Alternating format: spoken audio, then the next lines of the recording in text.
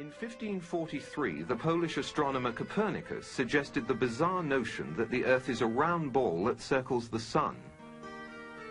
But his book emphasized it was only a hypothesis. He further avoided controversy by withholding the book for 13 years, and then by dying on the day it was published. Edmund Halley, the highly esteemed British astronomer, best known for the comet named after him, proposed that the Earth is made up of several concentric spheres, each supporting life, placed inside one another in the manner of a Chinese box puzzle. Marshall B. Gardner, however, insisted that the Earth is completely hollow except for a small sun that lights the interior.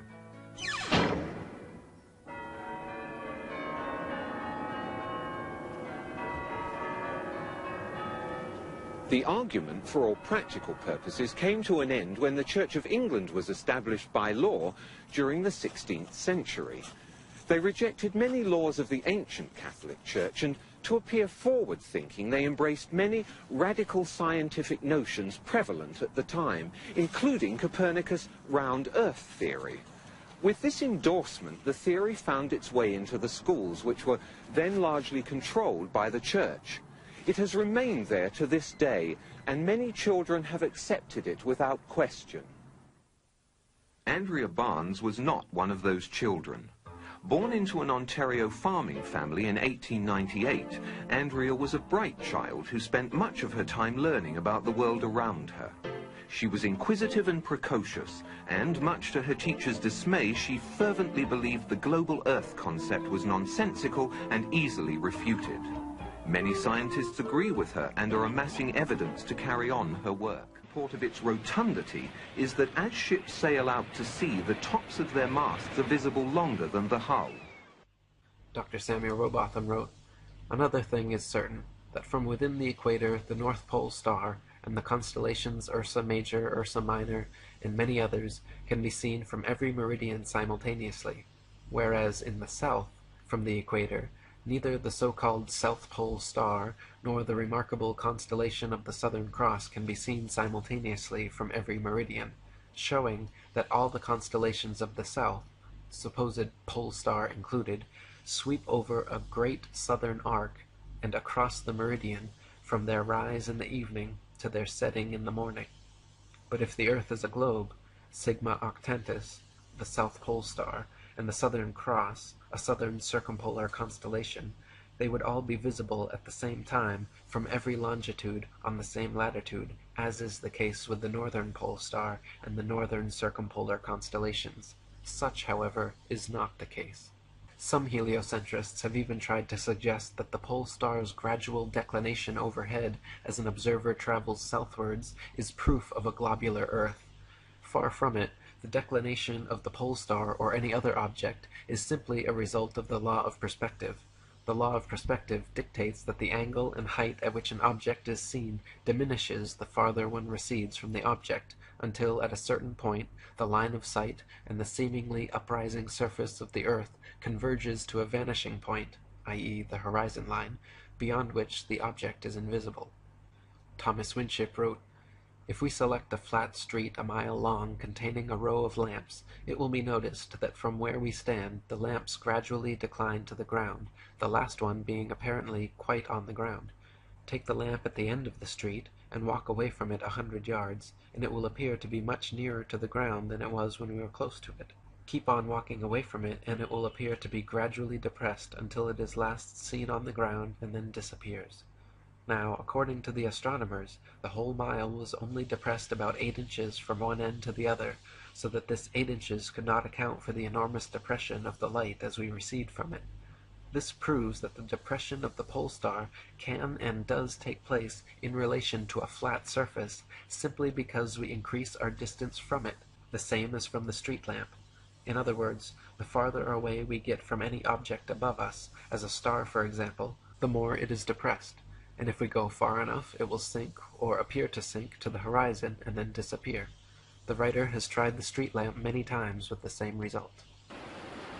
The sailor thinks that he's traveling around the Earth this way, when in effect he's traveling around the Earth this way. And he's creating a circle.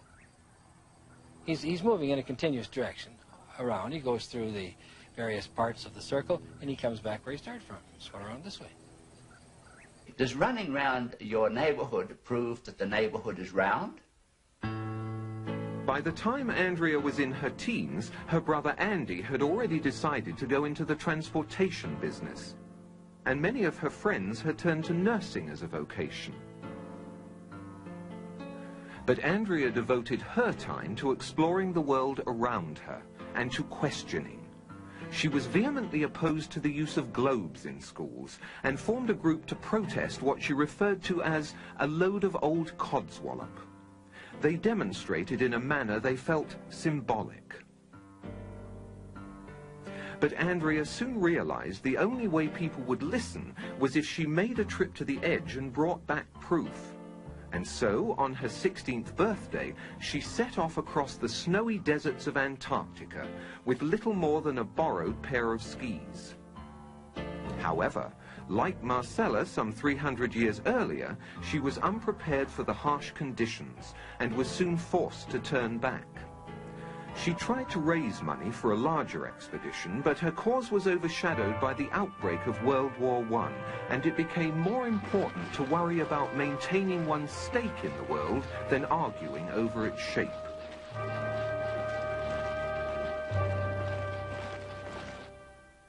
Although they never met, Andrea's mentor was this man, Samuel Burley Rowbottom, better known throughout the scientific community as Parallax. In 1881, he had published this book, Earth Not a Globe. Outlining dozens of experiments performed over many years, it quickly became the standard authority for anti-globularists. Perhaps the most significant experiments were those carried out on a canal known as the Old Bedford Level. Located in Cambridgeshire, England, the canal is perfectly straight over an uninterrupted 6-mile stretch. While there, Parallax conducted many experiments, all towards one conclusion, to prove that the surface of the water in the canal was indeed perfectly flat. In one experiment, a boat carrying a flag rowed from one bridge to another 6 miles away. An observer with a telescope placed 8 inches above the surface of the water found that the flag and the boat were distinctly visible throughout the entire distance. If the Earth is a sphere with a circumference of 25,000 miles, then over a distance of 6 miles, the second bridge should mathematically be 16 feet below the observer's eye line. But in spite of the mathematical evidence, any further attempts to restore belief in the flat Earth seem doomed by one of the supposed great moments in modern scientific achievement.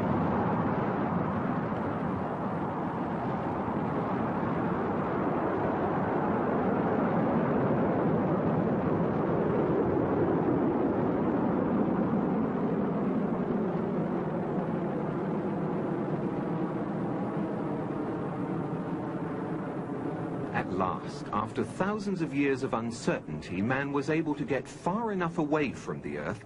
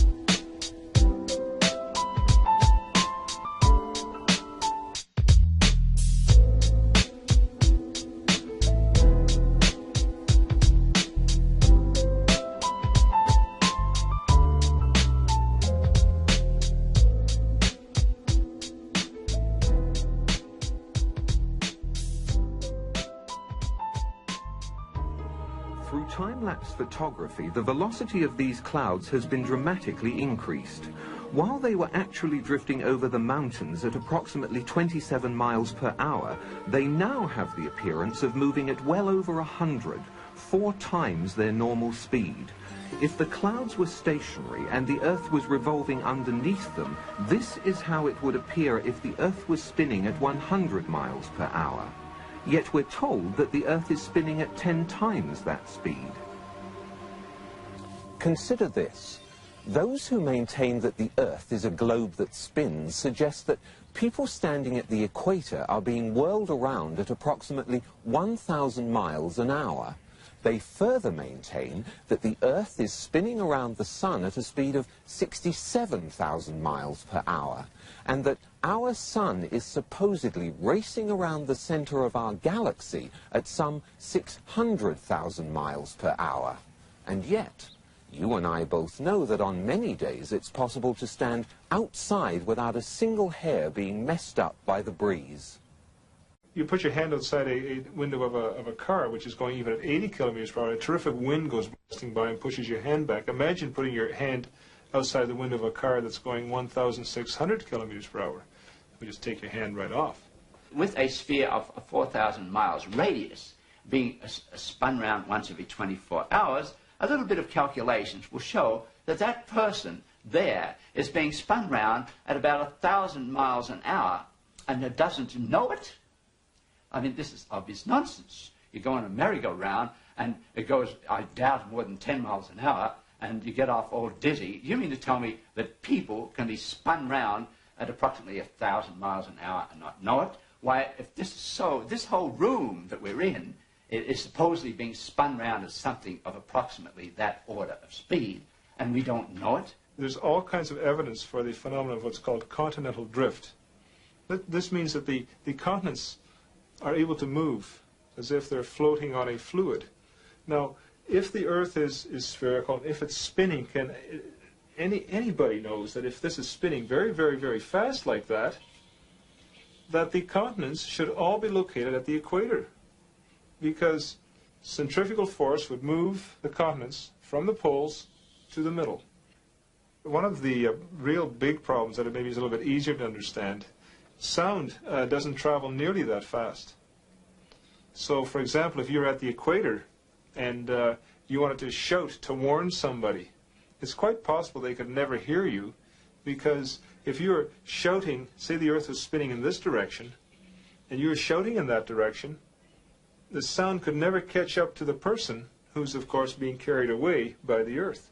In October of 1929, Andrea again tried to focus the world's attention on the controversy by proving the notion the Earth spins to be absolute nonsense.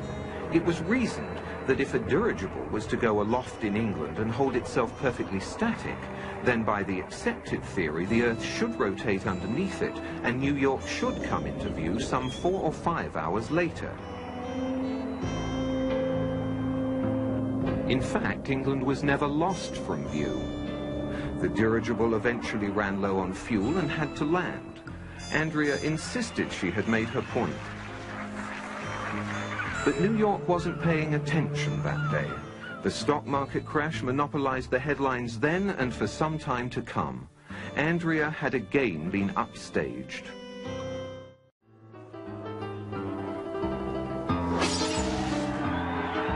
By November of 1938, Andrea was prepared for her second attempt to reach the edge. A consortium of financiers were providing her with a plane and a large enough crew to make a legitimate go of it. And so, once again, an optimistic Andrea found herself in Antarctica. And once again, fate was against her. A freak spring blizzard took them by surprise. They were unable to leave base camp, much less make a trip to the edge. The entire expedition was very nearly wiped out.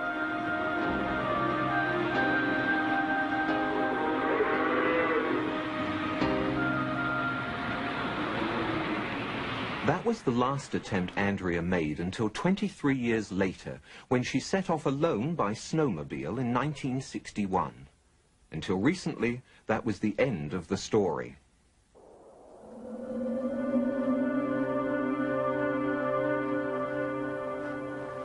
Early this year, a researcher stationed in Antarctica to study weather patterns found a snowmobile partially buried in a snowbank. It had run out of fuel and there were no signs of Andrea anywhere. But he did find these, a camera and a note. The note says only, "I have been there. The debate finally comes to an end. Signed, Andrea B." It had survived the frozen elements for nearly 30 years. Unfortunately, the researcher inadvertently opened the camera, exposing the film inside. Any pictures were lost, and Miss Barnes' trip is still very much shrouded in mystery. There was no description of what she had seen or how far away it was. But if we are to believe the note, then Andrea Barnes was very likely the first person in history to visit the edge of the Earth.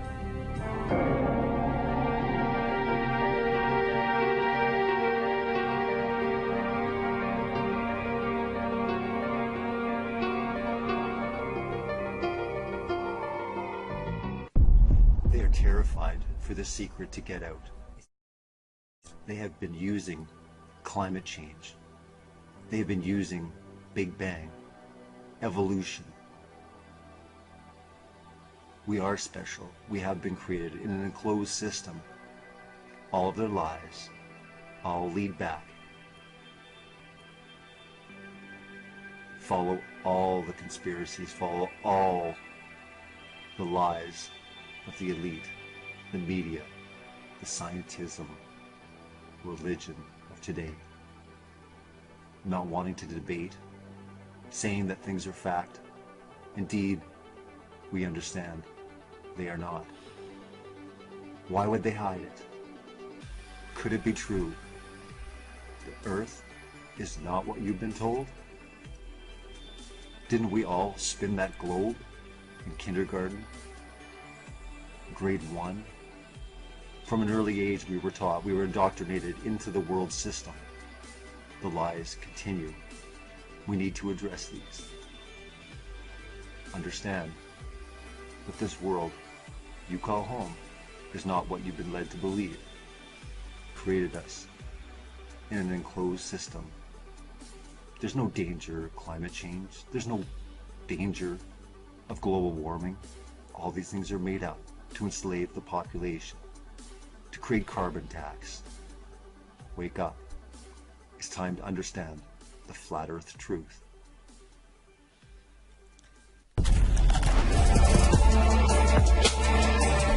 Few universal truths in the world. One is food always tastes better when somebody else is paying for it.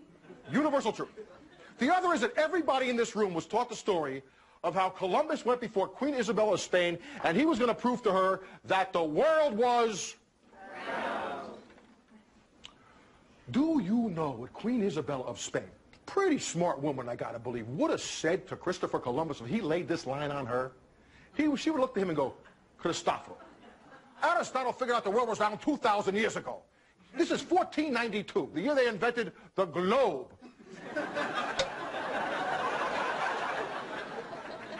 So this world is round story is 100% bullshit. It's total fiction. Yet how did our grandparents learn this? We learned this. Our grandchildren are probably going to learn this. How come? Because history is pop culture. So now, Washington Irving is America's first internationally known author. He has got a worldwide audience. So he wants to write a worldwide bestseller. And what does he come up with? The Life and Voyages of Christopher Columbus. This becomes the biggest hit in American publishing history. Here is where the world is round stories come from. It's not out of fact, it is totally out of his fiction. You know, Napoleon once said, history is a myth men agree to believe. Well, so many people have read this myth that it creates what I like to call the Liberty Valance effect. This is the West, sir. When the legend becomes fact, print the legend. When the legend becomes fact, print the legend. Say that with me.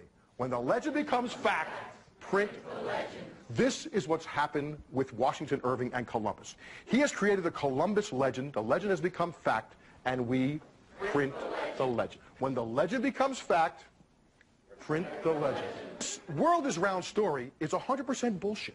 It's total fiction. It's not out of fact. It is totally out of his fiction. Pop culture is history. This world is round story is 100% bullshit.